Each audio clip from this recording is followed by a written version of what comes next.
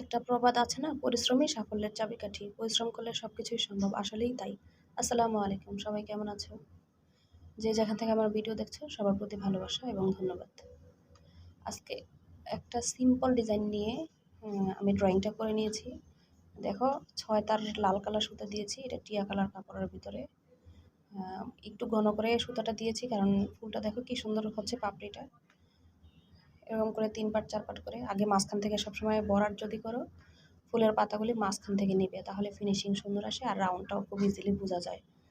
২ পাশ থেকে একের পর এক করে নিবা। এখন আমি ফুলের ভিতরটা গ্রিন কালার সুতা দিয়ে করছি। এটা হচ্ছে ৪ তার সুতা নিয়েছি।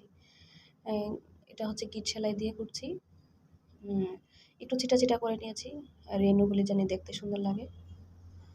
এখন আমি কাঁথা স্টিচ দিয়ে ডালগুলি করলাম।